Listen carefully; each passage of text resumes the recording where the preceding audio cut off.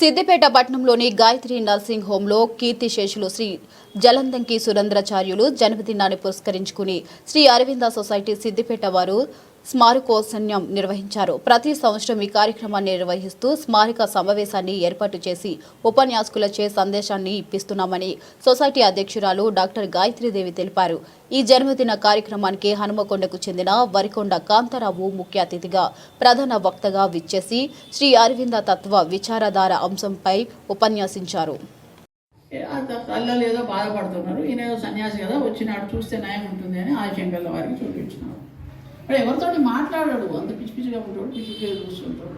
అన్నం తినాలనే ధ్యాస కూడా ఉండదు. అమ్మ బలవంతం పెడితే తింటాడు, లేకుంటే లేదు పంటలు. అతన్ని చూసి ఏమన్నాడని అంటే అతనితో మాట్లాడించినాడు ఆదిశంకర్. ఏమయ్యా నువ్వు ఇట్లా ఎందుకున్నావు అని మాట్లాడితే ఆదిశంకరాచార్యులు తపస్సు చేసినందువలన కలిగిన ఫలితం కంటే కూడా ఎక్కువ లోతైన జ్ఞానంతో ఆ 12 ఏళ్ల పిల్లవాడు మాట్లాడుతున్నాడు. వాడికి వెంటనే ఈ లోకంలోకి తీసుకొచ్చినాడు. ఎవరు? ఆదిశంకరాచార్యులు తీసుకొచ్చి ఆయనను తన వెంట పెట్టుకున్నాడు.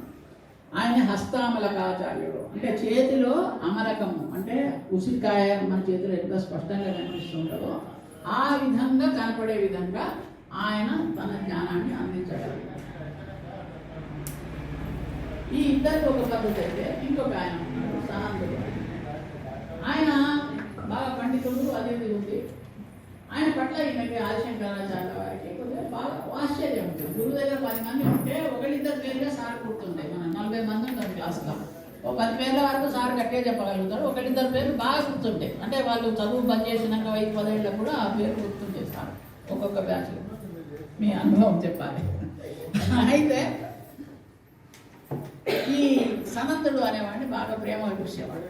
మిగతా వాళ్ళకి ఆశ్చర్యం ఏంటంటే కోపం, ఈర్ష్య, అసూయ. ఆదిశంకర్